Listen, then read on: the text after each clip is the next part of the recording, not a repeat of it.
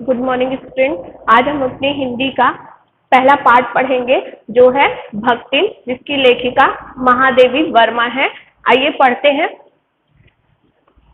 का प्रतिपाद्य देखिए क्या है।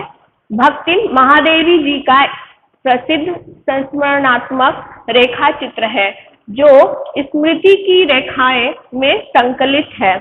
इसमें लेखिका ने अपनी सेविका भक्तिन के अतीत और वर्तमान का परिचय देते हुए उसके व्यक्तित्व का दिलचस्प खाका खींचा है।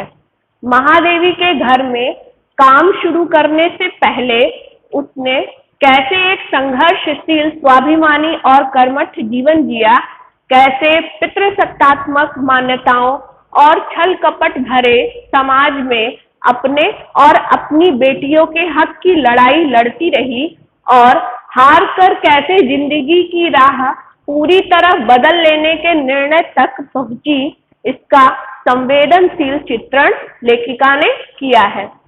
साथ ही भक्तिन लेखिका के जीवन में आकर छा जाने वाली एक ऐसी परिस्थिति के रूप में दिखाई पड़ती है जिसके कारण लेखिका के व्यक्तित्व के कई अनछुए आयाम उद्घाटित होते हैं। इसी कारण अपने व्यक्तित्व का जरूरी अंश मानकर वे भक्तिन को खोना नहीं चाहती। तो जैसा कि नाम से स्पष्ट है कि लेखिका महादेवी वर्मा की सेविका का नाम भक्तिन था और उसके पूरे जीवन चरित्र पर यह पूरा पाठ आपका आधारित है। आइए अब इस पाठ का सारांश देख लेते हैं। लेखिका कहती है कि भक्तिन का कद छोटा व शरीर दुबला था। उसके होठ पतले थे। वह गले में कंठी माला पहनती थी। उसका नाम लक्ष्मी था, यानी पहले भक्तिन नहीं था, पहले लक्ष्मी नाम था, परंतु उसने लेखिका से यह नाम प्रयोग न करने की प्रार्थना की।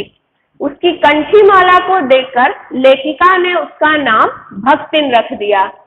सेवा धर्म में वह हनुमान से स्पर्धा करती थी, यानी वह हनुमान की तरह ही लेखिका की भक्त थी। आगे देखिए, उसके अतीत के बारे में यही पता चलता है कि वह ऐतिहासिक झूसी के गांव प्रसिद्ध अहिर की इकलौती बेटी थी। उसका लालन पालन उसकी सौतेली माँ ने किया। 5 वर्ष की उम्र में इसका विवाह हंडिया ग्राम के गोपालक के पुत्र के साथ कर दिया गया था और 9 वर्ष की उम्र में उसका गौना हो गया। भक्तिन की विमाता ने उसके पिता की मृत्यु का समाचार उसे देर से भेजा। साथ में रोने पीटने का अपशगुन, यानी रोने पीटने के अपशगुन से बचने के लिए उसे पीहर यह कहकर भेज दिया कि वह बहुत दिनों से नहीं गई है। मायके जाने पर विमाता के दुर्व्यवहार तथा पिता की मृत्यु से व्यथित होकर वह बिना पानी पिए ही घर वापस चली आई। घर आकर सास को खरी खोटी सुनाई तथा पति के ऊपर गहने फेंक कर अपनी व्यथा व्यक्त की। अब ये तो भक्तिन का पहला जीवन चरित्र था। दूसरा देखिए, भक्तिन को जीवन के दूसरे भाग में भी सुख नहीं मिला। उसके लगातार 3 लड़कियां पैदा हुई तो सास व जेठानियों ने उसकी उपेक्षा करनी शुरू कर दी। इसका कारण यह था कि सास के 3 कमाऊ बेटे थे तथा जेठानियों के काले काले पुत्र थे। जेठानियां बैठकर खाती तथा घर का सारा काम, चक्की चलाना, कूटना, पीसना, खाना बनाना आदि कार्य भक्तिन करती। छोटी लड़कियां गोबर उठाती तथा कंडे बनाती थी। खाने के मामले में भी भेदभाव था। जेठानियां और उनके लड़कों को भात पर सफेद राब, दूध व मलाई मिलती तथा भक्तिन को काले गुड़ की डली, मट्ठा तथा लड़कियों को चने बाजरे की घुघरी मिलती। इस पूरे प्रकरण में भक्तिन के पति का व्यवहार अच्छा था। उसे अपनी पत्नी पर विश्वास था। आगे देखिए, पति प्रेम के बल पर ही वह अलग हो गई। अलग होते समय अपने ज्ञान के कारण उसे गाय, भैंस, खेत खलिहान, अमराई के पेड़ आदि ठीक ठाक मिल गए। परिश्रम के कारण घर में समृद्धि आ गई। पति ने बड़ी लड़की का विवाह धूमधाम से किया। इसके बाद वह 2 कन्याओं को छोड़कर चल बसा, अर्थात उसकी मृत्यु हो गई। इस समय भक्तिन की आयु 29 वर्ष की थी। उसकी संपत्ति देखकर परिवार वालों के मुंह में पानी आ गया। उन्होंने दूसरे विवाह का प्रस्ताव किया तो भक्तिन ने स्पष्ट मना कर दिया। उसने केश कटवा दिए तथा गुरु से मंत्र लेकर कंठी बांध ली। उसने दोनों लड़कियों की शादी कर दी और पति के चुने दामाद यानी बड़े दामाद को घर जमाई बनाकर रखा। जीवन के तीसरे परिच्छेद में दुर्भाग्य ने उसका पीछा नहीं छोड़ा और उसकी लड़की भी विधवा हो गई। परिवार वालों की दृष्टि उसकी संपत्ति पर थी। उसका जेठ अपनी विधवा बहन के विवाह के लिए अपने तीतर लड़ाने वाले साले को बुला लाया, क्योंकि उसका विवाह हो जाने पर सब कुछ उन्हीं के अधिकार में रहता। भक्तिन की लड़की ने उस वर को नापसंद कर दिया। माँ बेटी मन लगाकर अपनी संपत्ति को देखभाल करने लगी। एक दिन भक्तिन की अनुपस्थिति में उस तीतरबाज वर ने बेटी को कोठरी में घुसकर भीतर से दरवाजा बंद कर लिया और उसके समर्थक गांव वालों को बुलाने लगे। लड़की ने उसकी खूब मरम्मत की तो पंच समस्या में पड़ गए। अंत में पंचायत ने कलयुग को इस समस्या का कारण बताया और अपीलहीन फैसला हुआ कि दोनों को पति पत्नी के रूप में अब रहना पड़ेगा। अपमानित बालिका व मां विवश थी। यह सब सुखकर नहीं था। दामाद निश्चिंत होकर तीतर लड़ाता था, जिसकी वजह से पारिवारिक द्वेष इस कदर बढ़ गया कि लगान अदा करना भी मुश्किल हो गया। लगान न पहुंचने के कारण जमींदार ने भक्तिन को कड़ी धूप में खड़ा कर दिया। अब आगे देखिए। यह अपमान वह सहन न कर सकी और कमाई के विचार से शहर चली आई। जीवन के अंतिम परिच्छेद में घुटी हुई चांद मैली धोती और गले में कंठी पहने वाले लेखिका के पास नौकरी के लिए पहुंची और उसने रोटी बनाना, दाल बनाना आदि काम जानने का दावा किया। नौकरी मिलने पर उसने अगले दिन स्नान करके लेखिका की धुली धोती भी जल के छींटों से पवित्र करने के बाद ही पहनी। निकलते सूर्य व पीपल को अर्घ्य दिया। 2 मिनट जप किया और कोयले की मोटी रेखा से चौके की सीमा निर्धारित करके खाना बनाना शुरू किया। भक्तिन छूट पाप को मानने वाली थी।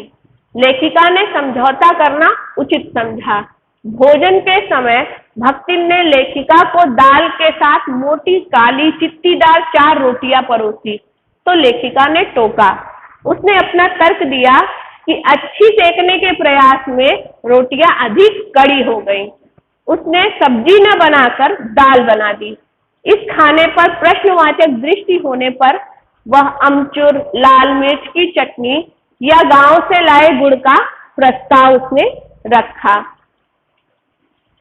भक्तिन के लेक्चर के कारण लेखिका रुचि दाल से एक मोटी रोटी खाकर विश्वविद्यालय पहुंची और न्याय सूत्र पढ़ते हुए शहर और देहात के जीवन के अंतर पर विचार करने लगी। गिरते स्वास्थ्य व परिवार वालों की चिंता निवारण के लिए लेखिका ने खाने के लिए अलग व्यवस्था की, किंतु इस देहाती वृद्धा की सरलता से वह इतना प्रभावित हुई थी कि अपनी असुविधाएं छिपाने लगी। भक्तिन स्वयं को बदल नहीं सकती थी। वह दूसरों को अपने मन के अनुकूल बनाने की इच्छा रखती थी। लेखिका भी देहाती बन गई, परंतु भक्तिन को शहर की हवा नहीं लगी। उसने लेखिका को ग्रामीण खाना खाना सिखा दिया, परंतु स्वयं रसगुल्ला भी नहीं खाया। उसने लेखिका को अपनी भाषा की अनेक दंत कथाएं कंठस्थ करा दी, परंतु खुद आय के स्थान पर जी कहना नहीं सीखा। भक्तिन में दुर्गुणों का अभाव नहीं था। वह इधर उधर पड़े पैसों को किसी मटकी में छिपाकर रख देती थी, जिसे वह बुरा भी नहीं मानती थी। पूछने पर कहती थी कि उसका अपना घर ठहरा, पैसा रुपया जो इधर उधर पड़ा देखा संभाल कर रख दिया। यह क्या चोरी है? अपनी मालकिन को खुश करने के लिए वह बात को बदल भी देती थी। वह अपनी बातों को शास्त्र सम्मत मानती थी। वह अपने तर्क देती थी। लेखिका ने उसे सिर घुटाने से रोका तो उसने तीरथ गए बुराए सिद्ध कहकर अपना कार्य शास्त्र सिद्ध बताया। वह स्वयं पढ़ी लिखी नहीं थी। वह अब हस्ताक्षर करना भी सीखना नहीं चाहती थी। उसका तर्क था कि उसकी मालकिन दिन रात किताब पढ़ती है। यदि वह भी पढ़ने लगे तो घर में काम कौन करेगा? भक्तिन अपनी मालकिन को असाधारणता का दर्जा देती थी। इसी से वह अपना महत्व भी साबित कर सकती थी। उत्तर पुस्तिका के निरीक्षण कार्य में लेखिका का किसी ने सहयोग नहीं दिया, इसलिए वह कहती फिरती थी कि उसकी मालकिन जैसा कोई कार्य नहीं जानता।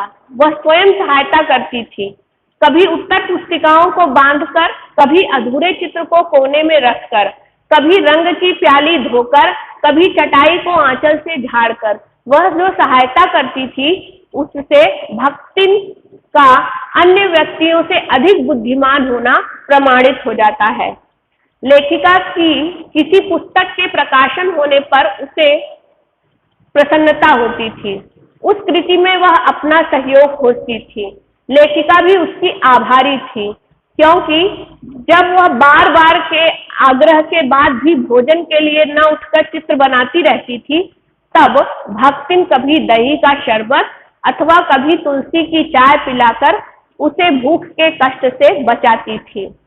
भक्तिन में गजब का सेवा भाव था। छात्रावास की रोशनी बुझने पर जब लेखिका के परिवार के सदस्य यानी हिरनी सोना, कुत्ता बसंत, बिल्ली गोदूली भी आराम करने लगते थे, तब भी भक्तिन लेखिका के साथ जागती रहती थी। वह उसे कभी पुस्तक देती, कभी स्याही तो कभी फाइल देती थी। भक्तिन लेखिका के जागने से पहले जागती थी तथा लेखिका के बाद सोती थी। बद्री केदार के पहाड़ी तंग रास्तों पर वह लेखिका के आगे आगे चलती थी, परंतु गांव की धूल भरी पगडंडी पर उसके पीछे रहती थी। लेखिका भक्तिन को छाया के समान समझती थी। युद्ध के समय लोग डरे हुए थे। उस समय वह बेटी और दामाद के आग्रह पर लेखिका के साथ रहती थी। युद्ध में भारतीय सेना के पलायन की बात सुनकर वह लेखिका को अपने गांव ले जाना चाहती थी। वहां पर लेखिका के लिए हर तरह के प्रबंध करने का आश्वासन देती है। वह अपनी पूंजी को भी दांव पर लगाने के लिए तैयार थी। लेखिका का मानना है कि उनके बीच स्वामी सेवक का संबंध नहीं था। इसका कारण यह था कि वह उसे इच्छा होने पर भी हटा नहीं सकती और भक्तिन के चले जाने का आदेश पाकर भी हंसकर टाल रही थी। वह उसे नौकर नहीं मानती थी। भक्तिन लेखिका के जीवन को घेरे हुए थी। भक्तिन छात्रावास की बालिकाओं के लिए चाय बना देती थी। वह उन्हें लेखिका के नाश्ते का स्वाद भी लेने देती थी। वह लेखिका के परिचितों व साहित्यिक बंधुओं से भी परिचित थी। वह उनके साथ वैसा ही व्यवहार करती थी जैसा लेखिका करती थी। वह उन्हें आकार प्रकार वेशभूषा या नाम के अपभ्रंश द्वारा जानती थी। कवियों के प्रति उसके मन में विशेष आदर नहीं था, परंतु दूसरों के दुख से वह कातर हो उठती थी। किसी विद्यार्थी के जेल जाने पर वह व्यथित हो उठती थी। वह कारागार से डरती थी, परंतु लेखिका के जेल जाने पर खुद भी उनके साथ चलने का हठ करने लगी।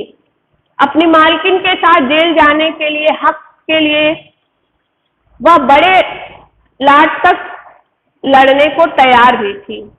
भक्तिन का भी अंतिम परिच्छेद चालू है, लेकिन लेखिका इसे पूरा नहीं करना चाहती। तो इस तरह से हमने देखा कि किस तरह से भक्तिन पूरी तरह महादेवी वर्मा से जुड़ी हुई थी और उनके साथ ही अपने जीवन के सभी पलों को बिताना चाहती थी। आशा करती हूँ आपको यह पाठ समझ में आ गया होगा। अब आप इसे घर में पढ़ेंगे और दोहराएंगे। धन्यवाद।